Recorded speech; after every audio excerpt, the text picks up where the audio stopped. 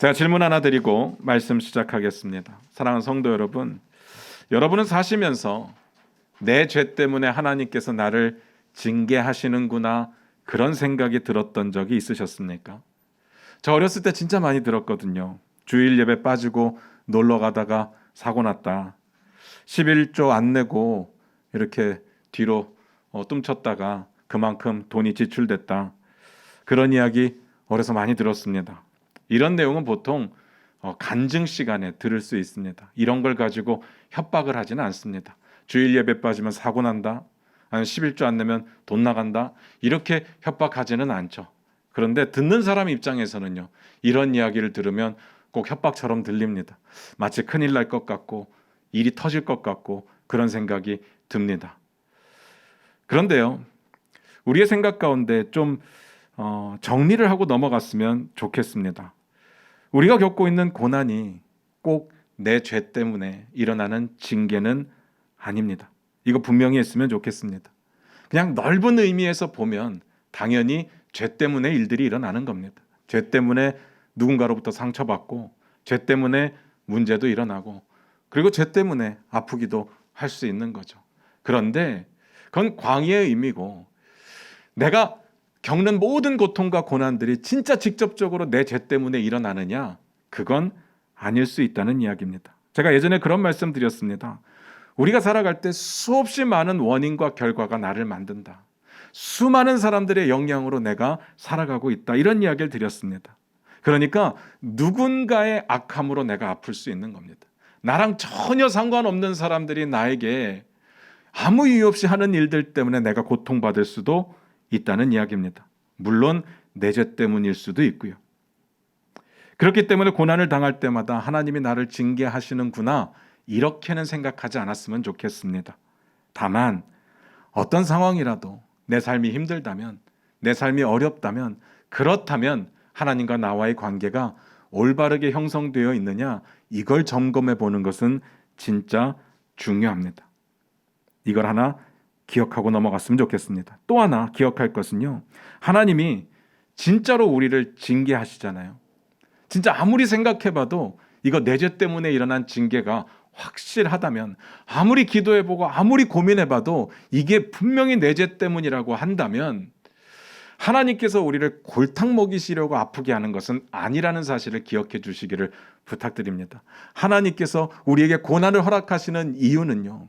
하나님이 우리를 사랑하시기 때문입니다. 잘 생각해 보시기 바랍니다. 하나님이 우리의 인생에 직접적으로 개입하시는 거잖아요. 우리가 죄를 지었고 그것으로 인해서 아프게 했다면 이것만큼 하나님의 관심이 우리에게 쏠려 있는 일은 없을 겁니다. 그러니까 당연히 그건 사랑입니다. 정리를 해보면요. 내 모든 고난이 다 내 죄 때문은 아닙니다. 그런데 내 고난이 만약에 내 죄 때문에 일어난 하나님의 징계라고 생각이 드신다면 그건 내가 엄청난 사랑을 경험하고 있구나라고 생각하시는 것이 좋습니다. 그때 빨리 회개하고 하나님 앞에 무릎 꿇는 것이 우리가 해야 할 일이라고 저는 믿습니다. 오늘 그 이야기를 본문을 통해서 좀 더 나눠보도록 하겠습니다. 오늘 본문 말씀 같이 보겠습니다. 2장 20절입니다. 같이 읽겠습니다. 시작. 여호와께서 이스라엘에게 진노하여 이르시되 이 백성이 내가 그들의 조상들에게 명령한 언약을 어기고 나의 목소리를 순종하지 아니하였은즉. 오늘 말씀이 이렇게 시작을 했습니다. 여호와께서 이스라엘에게 진노하셨다. 하나님께서 이렇게 화내시는 장면을 참 오랜만에 본다는 생각이 듭니다.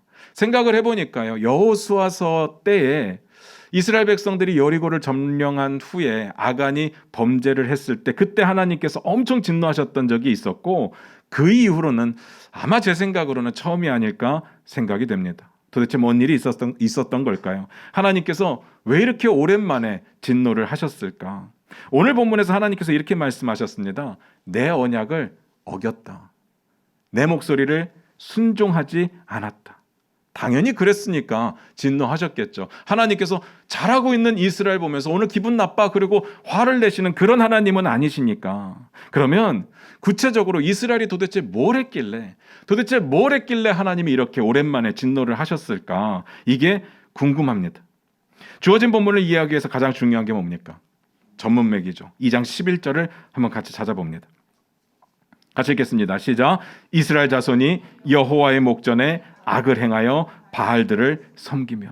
오늘 본문의 말씀에서 조금만 거슬러 올라가다 보니까 방금 읽었던 구절이 있었습니다. 이스라엘 자손이 여호와의 목전에 악을 행했답니다. 그 악이 뭐라고요? 바알들을 섬겼습니다. 하나님께서 제일 싫어하시는 게 우상 숭배입니다. 하나님께서 제일 싫어하셔서 제발 그건 하지 말라고 말씀하셨고요. 이럴까 봐서 하나님께서 가나안 점령하면, 정복하면 이방 민족들을 싹 다 죽이라고 진멸하라고 하셨던 겁니다.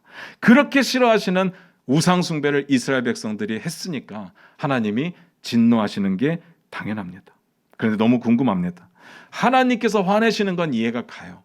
이스라엘 백성들이 하나님이 그토록 싫어하시는 우상 숭배를 했으니까 당연히 화내시겠죠. 그런데 제가 이해가 안 가는 건 이스라엘 백성들이에요. 이스라엘 자손들입니다. 뭐가 아쉬워서요?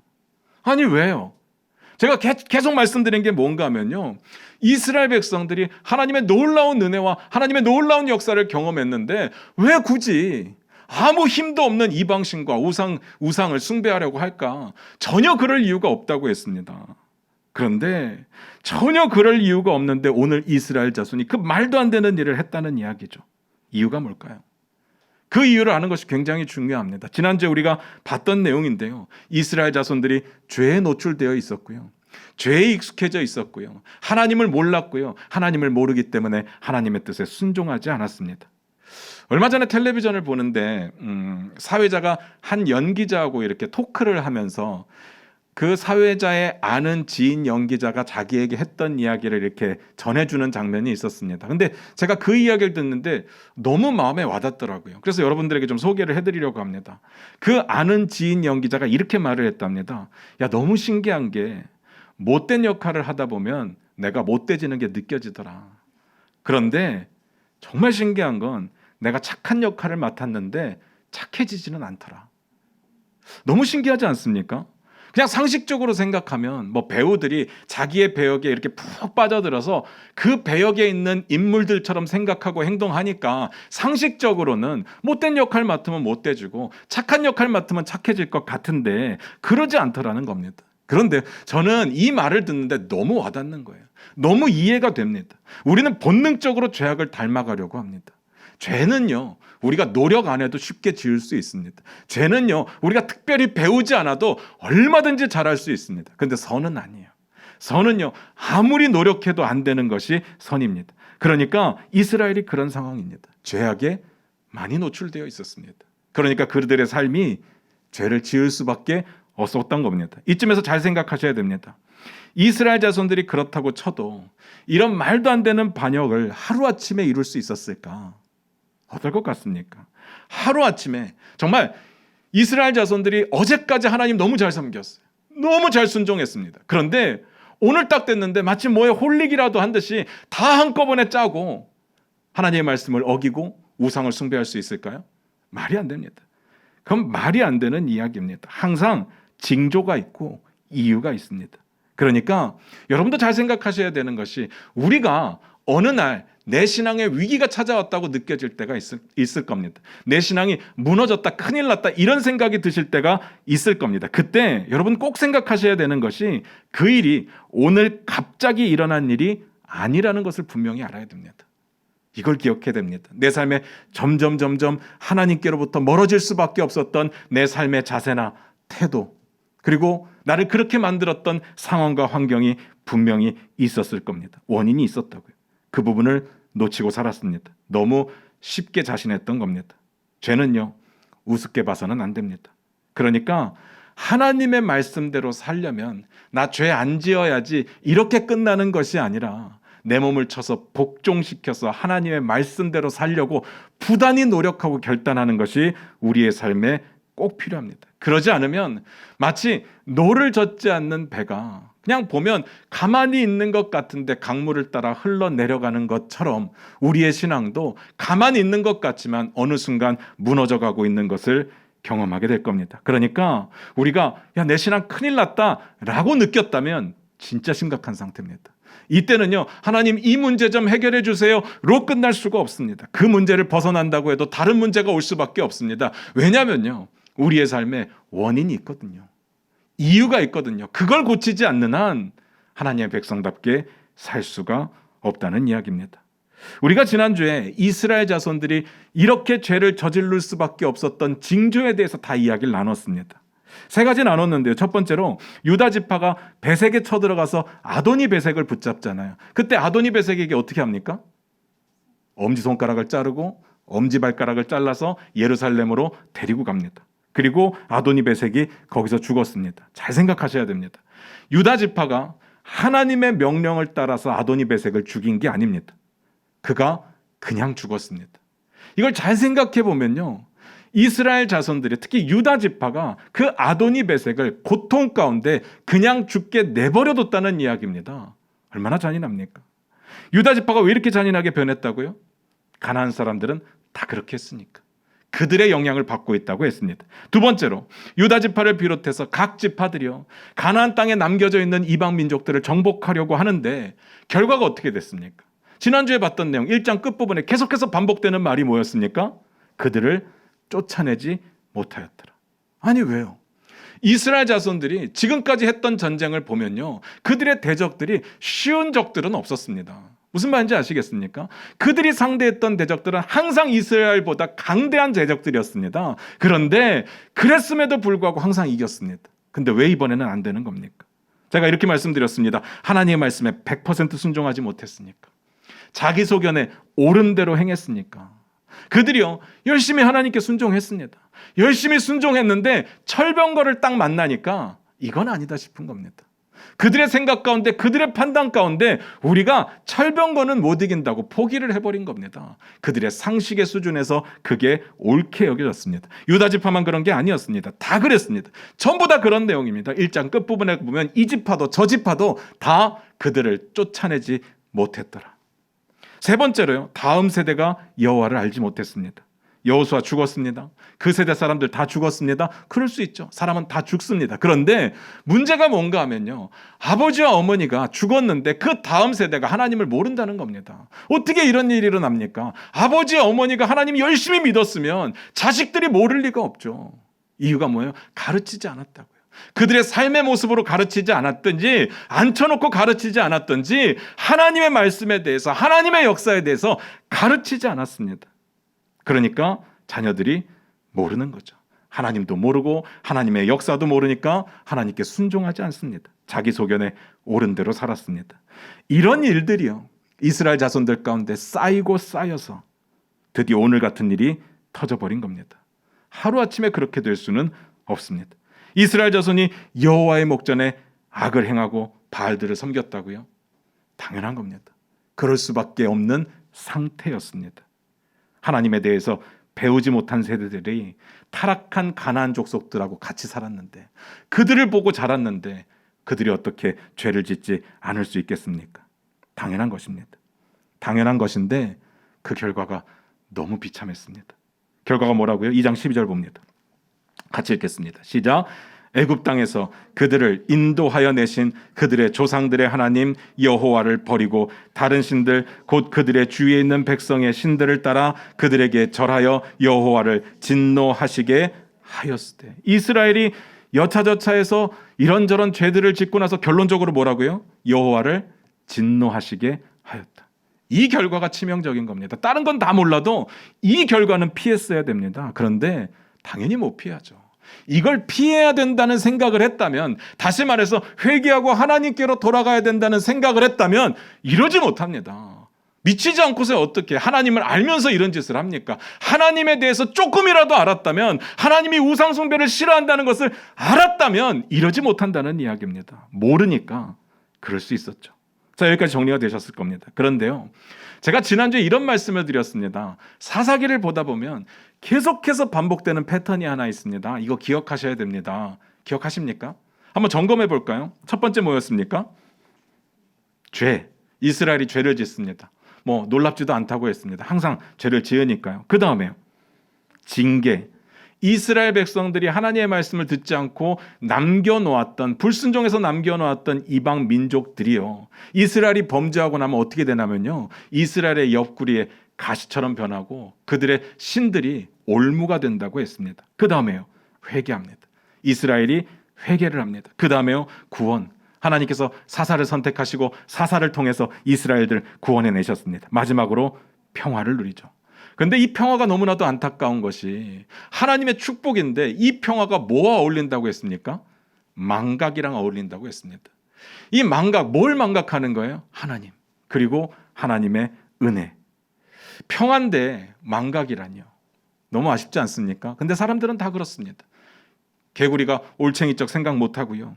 편하면 다 있습니다. 그리고 모든 것이 잘 되면 다 내가 잘해서 그런 걸로 생각을 하게 됩니다. 자, 그런데 이게 우리가 배웠던 패턴이에요. 제가 만들어낸 패턴이 아니라 정말 사사기를 공부하는 사람들이 가장 먼저 배우게 되는 가장 유명한 패턴인데, 제가 이걸 여러분들에게 가르치고 제가 배울 때 한 가지 궁금한 게 생겼습니다. 한 가지 해결되지 않는 저에게는 의문이 생겼습니다. 제가 지금까지 드렸던 이야기가 뭐냐, 왜 이렇게 이스라엘 자손이 무너질 수밖에 없었느냐, 하루아침에 무너진 게 아니라고 말씀드렸어요. 이스라엘이 자기 소견에 옳은 대로 행했고, 자기 소견에 옳은 대로 행할 수밖에 없었던 이유는 하나님을 가르치지 않았기 때문이고, 하나님을 가르치지 않았기 때문에 자녀들이 하나님을 알지 못한 채 죄악 가운데 물들어 있으니까 가난한 사람들의 습성을 쫓아가는 게 당연하다고 했습니다. 그렇다면 제 생각에 뭐가 의문이 생기는가 하면요, 순서에 뭔가 문제가 있습니다. 잘 들어보세요. 죄를 짓고 징계를 받고 회개를 하고 하나님께서 사사를 선택하셨다고 했습니다. 뭐가 이상한가 하면요, 어떻게 이스라엘이 하나님을 모르는데 회개를 할 수 있을까? 이상하지 않습니까? 제 생각으로는 하나님께서 사사를 먼저 선택하시고 사사를 보내서 야, 니네 회개 안 하면 죽어, 이렇게 선포하고 나서 그들이 그 말 듣고 깜짝 놀래갖고 회개하고 하나님께서 구원해 주셨다, 이래야 말이 되는데 그들이 회개하고 그래서 하나님이 사사를 선택하셨다고 했습니다. 이 부분이 너무 궁금한 거예요. 이스라엘 자손들은요, 악했습니다. 하나님을 몰랐습니다. 배운 적이 없는데요. 아버지 어머니로부터 제대로 배운 적이 없는데 어떻게 회개를 합니까? 알아야 회개를 하죠. 그리고 알았다면 여기까지 오지도 않았을 겁니다. 너무 이상해서 계속해서 봤습니다. 2장 16절부터 17절입니다. 같이 읽겠습니다. 시작. 여호와께서 사사들을 세우사 노략자의 손에서 그들을 구원하게 하셨으나 그들이 그 사사들에게도 순종하지 아니하고 오히려 다른 신들을 따라가 음행하며 그들에게 절하고 여호와의 명령을 순종하던 그들의 조상들이 행하던 길에서 속히 치우쳐 떠나서 그와 같이 행하지 아니하였더라. 잘 보십시오. 그들이 하나님께서 세우신 사사들에게 순종하지 않았답니다. 이게 무슨 회개예요? 회개면 이러면 안 되는 거잖아요. 하나님께서 사사를 세우셨는데 그들의 말을 듣지 않는 거예요. 오히려 다른 신들을 따라가서 음행하고 거기에 절했습니다. 하나님의 명령을 듣지 않았습니다. 사사를 세웠는데 그들은 변한 게 없습니다. 그럼 회개는 어디 갔습니까? 이스라엘 자손들이 회개했다면서요. 회개 어디 갔습니까? 말이 안 됩니다. 너무 궁금하잖아요. 그 다음 구절 볼까요? 2장 18절입니다. 같이 읽겠습니다. 시작. 여호와께서 그들을 위하여 사사들을 세우실 때에는 그 사사와 함께 하셨고 그 사사가 사는 날 동안에는 여호와께서 그들을 대적의 손에서 구원하셨으니 이는 그들이 대적에게 압박과 괴롭게 함을 받아 슬피 부르짖음으로 여호와께서 뜻을 돌이켰음이거늘. 잘 보세요. 이스라엘은 회개하지 않았습니다. 여전히 그들은 악했고 여전히 그들은 하나님을 알지 못했습니다. 심각했습니다. 그러니까 여기에서 회개는 없었습니다. 그런데 그 다음이 반전이죠. 그럼에도 불구하고 이스라엘이 회개하지 않았음에도 불구하고 그들의 고통과 압박으로 슬피 부르짖는 그 고통의 소리를 들으시고 하나님께서 뜻을 돌이키셨다고 되어 있습니다. 무슨 말인지 아시겠습니까? 그러고 보면요, 제가 말씀드렸던 패턴에서의 회개는 보통 우리가 알고 있던 회개하고는 좀 다릅니다. 우리가 아는 회개는 뭡니까? 죄를 회개하는 거잖아요. 죄로부터 돌이켜서 그리고 하나님께로 나아가는 거, 그게 회개입니다. 성경에 이렇게 기록되어 있습니다. 그러므로 너희가 회개하고 돌이켜 너희 죄 없이 함을 받으라. 이게 회개입니다. 죄로부터 돌이키고 죄에 머물러 있지 않고 하나님께로 나아가서 그래서 용서받는 게 회개입니다. 그러니까 이 기준에서 보면 이스라엘 자손은 회개하지 않았습니다. 이스라엘 자손들이 그냥 아파서 부르짖었던 것뿐입니다. 회개했다는 말, 돌이켰다는 말이 전혀 없습니다. 그럼 뭔 상황입니까?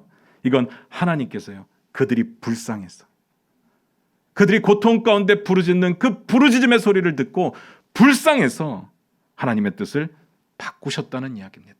어떻게 해요? 사사를 선택했습니다. 사사를 보냈습니다. 그들이 이스라엘을 위해서 기도합니다. 그들이 이스라엘에게 하나님의 말씀을 가르칩니다. 그들이 이스라엘을 이끌고 전쟁을 합니다. 하나님의 뜻을 따라. 이 가운데 이스라엘 자손이 회개에 충족되는 그 어떤 모습도 존재하지 않습니다. 이걸 하셔야 됩니다. 그러니까 이스라엘을 구원해 내시는 것은 그들의 회개 때문이 아니었습니다. 이건 전적으로 하나님의 긍휼하심입니다. 그들의 아픔을 보며 마음을 돌리시는 그 긍휼하심. 다시 말해서 사랑입니다. 물론 여기서의 구원도 우리가 생각하는 예수 믿고 천국 가는 그 구원 아닙니다. 그들의 아픔에서 벗어났다. 어려움에서 구해주셨다.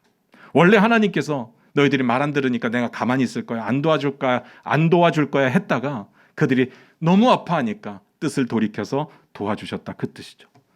왜 그렇습니까? 사랑하시니까. 엄청나지 않습니까? 저는 엄청 감동받았습니다. 저 같았으면 안 그러죠. 제가 늘 말씀드리지만 제가 하나님이 아닌 걸 여러분 진짜 감사하셔야 됩니다. 저 같았으면요. 2번, 3번 기다렸다가 이러면요. 다시는 안 도와줍니다. 그러고 보니까 원래 하나님은 그러신 분이더라고요. 하나님은 공의의 하나님이시기 때문에 하나님의 때 분명히 심판하실 겁니다. 그런데 그때가 오기 전까지는 늘 참아주시고 늘 기다려주시고 늘 기회를 만들어주시고 그들이 깨닫게 하시기 위해서 사람도 보내시고 때로는 징계도 하시고 하나님께서는 절대로 포기하지 않으십니다. 그들과 항상 함께 하셨습니다. 이게 감동이 아니면 뭐가 감동이 되겠습니까? 하나님께서 너무 화가 나가지고 광야에서 모세에게 이렇게 말씀하셨던 적이 있었습니다. 제가 읽어드릴게요. 그런즉 내가 하는 대로 두라. 내가 그들에게 진노하여 그들을 진멸하고 너를 큰 나라가 되게 하리라. 여러분 이 장면 기억나십니까? 이게 어떤 장면에 나왔던 내용인지 기억나십니까? 이스라엘 백성들이요. 하나님과 모세가 율법을 이렇게 주고받고 있는 그 상황 가운데 모세가 안 내려오니까 마음이 불안해져가지고 금송아지 만들었을 때 하나님이 그 사실 알고 막 화가 엄청 나셨던 거잖아요. 그래서 뭐라고 이야기했다고요? 나 쟤들 다 죽일 거야. 그리고 너로부터 다시 시작할 거야. 이렇게 말씀했다고 했습니다. 제가 그때요 이런 이야기를 드렸습니다. 이렇게 하나님께서 화를 내시는 장면이 보기에는 하나님의 엄청난 진노처럼 보이지만 이건 진짜 진노가 아니라 하나님의 사랑이라고 말씀을 드렸습니다. 이 내용을 잘 보시면요. 모세한테 나를 좀 말려라. 그러는 것처럼 보입니다. 하나님의 능력이요. 하나님이 하시겠다고 했을 때 못할 수가 없습니다. 하나님 마음만 먹으면 얼마든지 이스라엘쯤이야 없던 걸로 만들 수 있습니다. 그런데 모세더러 뭐라고 이야기를 하는가 하면요. 그런즉 내가 하는 대로 둬라. 하나님께서 모세에게 뭐하러 허락을 받습니까? 뭐하러 동의를 구합니까? 하나님이 진짜 화가 나셨다면 그냥 없애면 되죠. 이 말은요. 하나님께서 모세에게 나 말려. 안 말리면 쟤들 죽을 쓰니까 제발 말려줘. 이렇게 이야기하는 겁니다. 이 가운데는요. 너희가 돌아오기만 하면 내가 너희를 용서할 거야. 그 의미가 포함되어 있습니다. 만약에 진짜 심판이라면요. 이런 식으로 말씀 안 하실 겁니다. 오늘 내용에 보면 내용이 꼭 이렇게 보입니다. 내가 쟤들 죽일 거야. 진짜로 죽일 거야. 새 세고 죽일 거야. 하나, 둘 반. 둘 반의 반. 둘 반의 반의 반. 꼭 이렇게 말씀하시는 것 같잖아요. 하나님은요. 죽일 마음이 없는 거예요. 그들을 기다리고 계시고 그들을 용서하기를 원하고 계시는 겁니다. 하나님께서는 그런 하나님이십니다. 감동이지 않습니까? 우리가 뭐라고요? 여러분이 뭐라고요? 제가 뭐라고요? 우리가 뭘 했는데요? 우리가 아직 죄인 되었을 때 그럼에도 불구하고 우리를 사랑해 주셨잖아요. 우리가 지은 것은 죄밖에 없는데 도대체 왜? 너무 감동이지 않습니까? 그러니까 우리의 삶에 나의 죄 때문에 징계를 받는다고 여겨지신다면 그건 진짜 사랑인 겁니다. 진짜 사랑입니다. 아직 살아계시잖아요. 기회가 있다는 이야기입니다. 그래서 하나님 더 생각하게 되었습니다. 이게 사랑 아니면 뭐가 사랑이겠습니까? 여기까지 이해가 되십니까? 하나님의 진노는 결국은 하나님의 사랑이었습니다. 그 다음 구절 봅니다. 2장 21절입니다. 같이 읽겠습니다. 시작. 나도 여호수아가 죽을 때 남겨둔 이방 민족들을 다시는 그들 앞에서 하나도 쫓아내지 아니하리니. 지금 읽었던 구절 전 내용이 뭔지는 이제 다 아실 겁니다. 이스라엘 자손이 하나님을 알지 못하고 하나님께서 이스라엘에게 행하신 일들을 알지 못했고, 그래서 어떻게 됐습니까? 여호와의 목전에 악을 행하고 바알들을 섬겼습니다. 아스타롯을 섬겼습니다. 바알과 아스타롯은 다음번에 말씀을 드리도록 하겠습니다. 어쨌든 이스라엘 자손이 하나님 앞에서 범죄해서 하나님께서 어떻게 하셨다고요? 진노하셨습니다. 그러면서 이렇게 말씀하시는 겁니다. 나도 여호수아가 죽을 때 남겨놓은 민족들을 하나도 쫓아내지 않겠다. 이제는 느낌 오시죠? 하나님이 무슨 의도로 이렇게 말씀하시는지 충분히 느낌이 오실 겁니다. 이게 뭔 말인가 하면요, 하나님이 삐지셔서 복수하시는 게 아니라는 뜻입니다. 강대한 족속들을 무너뜨릴 때 이스라엘 능력이 아니었습니다. 다 하나님께서 하셨죠. 엄청 강조했었습니다. 그러면 하나님이 이스라엘이 말 안 듣는다고 뭘 하셔서 이스라엘을 괴롭히시는 것이 아니라, 내가 지금까지 너희를 도와주던 손길, 내가 지금까지 너희를 지켜주던 손길 잠깐 멈출 거야, 그 이야기입니다. 그것도 너희 한번 죽어봐라, 니네 진짜 죽어봐라, 이러시는 게 아니라 너희가 돌아오기만 하면, 너희가 나를 찾기만 하면, 무릎 꿇고 회개하기만 하면 내가 너희를 회복시켜 줄 거야, 그 의미가 들어있습니다. 제가 보니까요, 하나님께서는 아무리 사랑하셔도 하나님의 공의 때문에 그런지 우리를 억지로 심판의 자리에서 구원의 자리로 옮겨놓지는 않으십니다. 다양한 방법을 쓰시기는 하는데 억지로, 우리의 의지와 아무 상관없이 억지로 우리가 죽어야 되는데 구원의 자리로 옮겨놓지는 않습니다. 심지어는요, 하나님께서 하나밖에 없는 독생자 예수 그리스도를 이 땅에 보내서 십자가에서 우리 죄를 위해서 죽게 하셨을 그때도, 그때 살고 있는 모든 사람들을 다 구원하지 않았습니다. 그때 살고 있었던, 그를 바라봤던 모든 사람들도 다 구원의 자리로 옮겨놓지 않았습니다. 여전히 심판의 자리에 있게 하셨죠. 그러나 예수를 믿을 때, 예수를 영접할 때 그들을 구원하셨습니다. 하나님께서 가장 많이 쓰시는 방법은 일단 기다리시는 것이고, 그리고 징계를 통해서 하나님을 보게 하시는 것이었습니다. 그러니까 오늘의 본문의 상황도 그럼에도 불구하고 하나님의 징계는 하나님의 사랑이셨습니다. 여기까지 이해가 되십니까? 뭔 말인지 충분히 아시겠죠? 그런데 저는 또 궁금한 게 생겼습니다. 이것만 해결하면 오늘 본문은 마칠 것 같습니다. 하나님의 진노가 결국은 하나님의 사랑이라고 치고요, 그런 식으로 접근하는 게 맞는데, 그러기 전에 진작에 여호수아로 인해서 가나안 땅에 남아있던 모든 이방 민족들 다 죽였으면 되잖아요. 하나님 하실 수 있으니까. 그런데 그걸 남겨놓고 왜 이스라엘 백성들이 고통을 당하게 하셨을까? 만약에 가나안 땅에 살던 모든 이방 민족을 다 죽였다면 가나안 족속들이 아예 없는 거잖아요.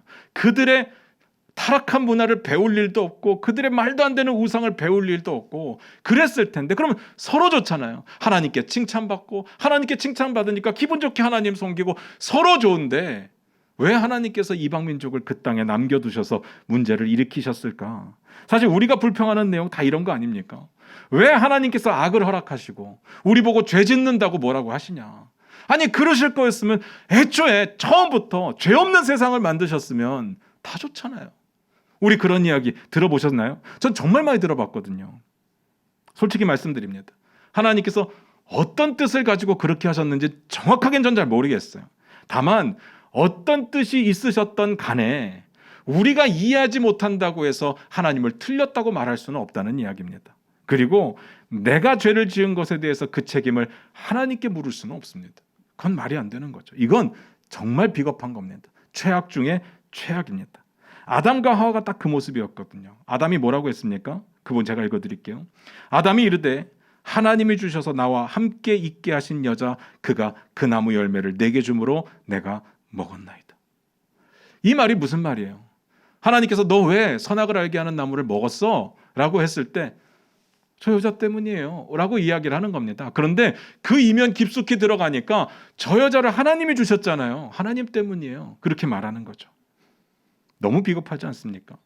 하나님께서 이스라엘 가운데 이방 족속들을 남겨두신 이유에 대해서 오늘은 이렇게 말씀하십니다. 2장 22절부터 23절입니다.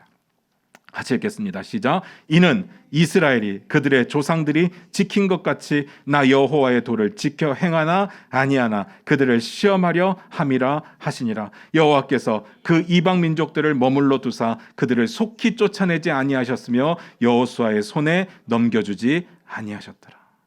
이는 이스라엘이 나 여호와의 도를 지켜 행하나 안 행하나 그걸 시험하려고. 그래서 이방 민족을 두셨답니다. 간단하게 말씀드리면 그냥 해설 다 건너뛰고 하나님의 뜻만 말씀드리면 이방 민족 있으니까 나 사랑하라고, 이방 민족 남겨뒀으니까 나만 보라고, 내 말에만 순종하라고, 그럼 아무 문제 없을 거야, 그 이야기입니다. 이것도 사랑이죠. 그러니까 우리가 이 상황 가운데 이렇게 말씀을 해야 정상이 되는 겁니다. 이스라엘이 하나님의 말씀에 순종했었어야죠. 이스라엘이 목숨 걸고 이방 민족 쫓아냈었어야죠. 그래야 이런 일이 없습니다. 이렇게 말해야 정상이지, 내가 못했다고 해서 왜 하나님을 걸고 넘어갑니까? 안 그렇습니까? 하나님은 사랑이시거든요. 내가 틀렸다고 하나님의 뜻을 흔들려고 해서는 안 됩니다. 내가 이해가 안 된다고 근본 자체를 흔들어 버리려고 해서는 안 됩니다. 내가 이해할 수 있건 없건 우리는 순종하는 겁니다. 내가 말씀을 지키지 못하겠다고 하나님의 권위를 땅바닥으로 떨어뜨려서는 안 되는 겁니다. 저는 오늘 장면을 보면서요, 누가복음 15장에 나오는 아버지의 모습이 떠올랐습니다. 내용은 다 아실 겁니다. 둘째 아들이 아버지께 찾아가가지고 유산으로 물려줄 거 지금 달라고 이야기를 합니다. 그리고 그걸 가지고 멀리 가서 허랑방탕하게 다 써버리죠. 이 말은 단순하게 둘째 아들이 돈 개념이 없었다거나 돈 관리를 못했다는 이야기가 아니라 그가 완전히 죄악 가운데 무너져 버렸다는 이야기입니다. 그러면 여기서도 똑같은 질문을 하는 사람이 있을 겁니다. 아버지가 잘못했네. 아들에게 유산을 주면 안 되지. 그럴 능력도 없는데 돈부터 주는 거 너무 위험해. 아버지가 잘못했네. 아버지가 왜 아들에게 돈을 줬을까요? 이유는 잘 모르겠습니다. 성경에 안 나와 있으니까. 그런데 오늘 본문을 보고 보니까 아버지도 나름대로의 생각이 있었겠죠. 뭔진 모르겠지만 이 비유에서 중요한 건요, 돌아온 아들이 아니라 그 아들을 기다리시는 아버지의 마음입니다. 이 비유의 클라이막스가 이 부분입니다. 제가 읽어드릴게요. 이에 일어나서 아버지께로 돌아가니라. 아직도 거리가 먼데 아버지가 그를 보고 측은히 여겨 달려가 목을 안고 입을 맞추니. 아직도 거리가 먼데 아버지가 봤대요. 어떻게 아버지가 제일 먼저 봅니까? 그 집안에 일하는 사람들이 몇 명일 텐데요. 그 집안에 그 자녀도 있는데요. 어떻게 아버지가 제일 먼저 봅니까? 그게 아버지 마음이죠. 왜 돈을 그 아들의 손에 쥐어줬는지는 잘 모르겠습니다. 그런데 그 아들이 나간 이후로 아버지의 마음은 한시도 편했던 적이 없죠. 아들이 떠나갔던 그 자리를 매일 매 순간 바라보면서 언제 돌아올까 기다리시는 것이 아버지의 마음 아니겠습니까? 그러니까 다른 사람들은요, 아버지의 마음을 이해할 수가 없습니다. 정말 이 집안에서 그 아들을 기다리고 있는 사람은 아버지밖에 없었을 겁니다. 특히나 형 같은 사람들의 시각에서 보면 아버지를 절대로 이해할 수 없습니다. 그러니까 아버지가 아들이 돌아왔을 때 어떻게 합니까? 아직도 거리가 먼데 달려가서 불쌍히 여기고 끌어안고 입을 맞추고, 게다가 거기서 끝나는 것이 아니라 아들을 회복시켜주고 잔치를 베풉니다. 그리고 아버지의 기쁨이 충만한 것이 성경에 나와 있습니다. 이게 하나님의 사랑이죠. 오늘 본문에 보여주신 하나님의 진노의 이면의 모습이 이겁니다. 하나님의 진노가 뭐라고요? 하나님의 사랑입니다. 우리가 돌아오기를 기다리시는 하나님의 사랑. 결론입니다. 우리가 시험이라고 해서 오해하지 마시기 바랍니다. 이 시험은 죄짓게 만들어서 무너뜨리려고 하는 시험이 아닙니다. 이스라엘이 죄지어서 넘어지고 망해버려라, 그런 시험을 하시는 것이 아닙니다. 성경에 이렇게 되어 있습니다. 사람이 시험을 받을 때 내가 하나님께 시험을 받는다 하지 말지니 하나님은 악에게 시험을 받지도 아니하시고 친히 아무도 시험하지 아니하시느니라. 뭔 말씀인지 아시겠습니까?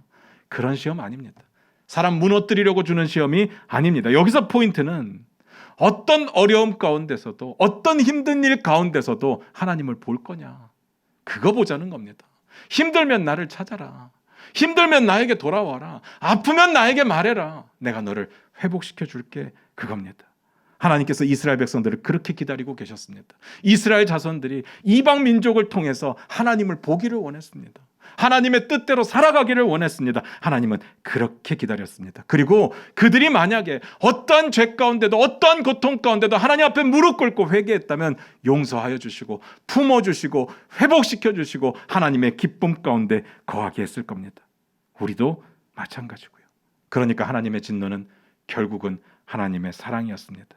우리가 예수를 믿는데 그리고 하나님의 자녀가 되었는데 이 정도의 기쁨을 누리지 못하고 산다는 거 너무 억울한 일 아니겠습니까? 말씀 마무리 짓겠습니다. 그러니까 하나님께서 화내시는 것이 느껴지신다면 너무 좌절하지 마시기 바랍니다. 하나님의 진노를 가볍게 여기시라는 이야기가 아니라 내게 하나님께서 진노하시고 징계하신다고 하신다면 그것은 하나님의 사랑의 표현이니까 그때는 무릎 꿇고 회개하고 하나님께로 돌아가면 되는 겁니다. 아직은 기회니까. 지금이 하나님께로 돌아갈 수 있는 최적의 기회입니다. 아직 살아있으니까요. 그래서 기회가 있는 겁니다. 성경이 이렇게 말합니다. 징계는 다 받는 것이거늘 너희에게 없으면 사생자여 친아들이 아니니라. 사랑하는 성도 여러분, 요즘 어떠십니까? 삶이 많이 팍팍하십니까? 힘드십니까? 아프십니까? 일이 안 풀립니까? 하나님께서 왜 우리에게 그런 일들을 주셨을까요?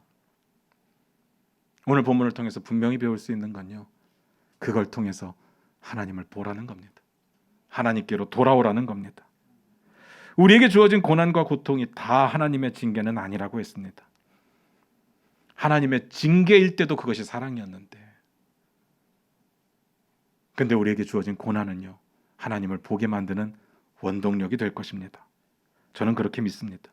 하나님은 우리가 하나님 앞에 무릎 꿇을 때, 하나님께로 돌아올 때 우리를 안아주시고 회복시켜 주시고 사랑해 주시고 위로해 주실 겁니다. 제가 만난 하나님은 그렇습니다. 여러분의 하나님은 어떻습니까? 이번 한 주간요, 제가 목회를 시작하면서 최대의 위기가 왔습니다. 어떤 위기냐면 교회 이전을 하려고 하는데 너무 다 어렵습니다. 모든 것이 다 어렵습니다. 그냥 결정하면 마냥 좋을 줄 알았는데 결정하고 났는데 그때부터 더 어려운 일들이 많이 생겼습니다. 제가 리더다 보니까 어쨌든 담임 목사다 보니까 경제적인 것은 괜찮을까? 재정적인 게 해결이 될까? 뭐 지금 당장에 해결하는 것뿐만이 아니라 뭐 1년 후, 2년 후, 3년 후에 괜찮을까? 이런 고민서부터 또 주변에서 하도 민원이 많다고 이야기를 하니까 소음 문제는 괜찮을까? 에서부터 공사는 잘 진행될까? 에서부터 또 공사하다가 사고 나면 또 그거 교회 책임 아니야? 사람들 뭐라고 할까? 이런 것들도 고민이 되고요. 가장 큰 고민은요, 아니 이왕에 주시려면 그냥 시원하게 큰 걸로 하나 주시지, 여기보다 조금 작아가지고 여기 있는 걸 그대로 가지고 가려니까 이게 마음대로 안 되는 겁니다. 예배당은 더 크게 만들고 싶고 다른 것들도 다 넣고 싶은데 이게 평수가 딱 정해져 있으니까 안 되는 거죠. 제 마음속에 약간의 원망함과 불편함이 있었습니다. 하나님, 이왕 주시려면 더 주시지, 왜 이렇게 문제를 함께 주십니까?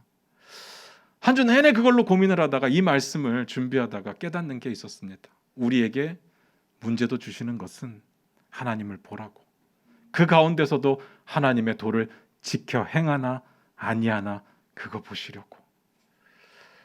우리가 이 순간 우리의 문제를 가지고 있다면 하나님께로 나아가야 됩니다. 그리고 하나님의 뜻을 찾아야 되고요, 순종해야 됩니다. 그거밖에는 답이 없더라고요. 이걸 통해서 내 욕심 다 버리고 인간적인 도움의 손길들보다 하나님을 의지하는 법을 배워야 되지 않겠습니까? 저만 그런 게 아니라 우리는 함께니까 우리 중앙교회 모든 공동체가 다 동일하게 나가야 되지 않겠습니까? 여러분의 개인의 삶 속에서도 우리 교회 공동체 가운데서도 삶이 힘들다면 주님을 보시기를 주님의 이름으로 부탁드립니다. 기도하겠습니다.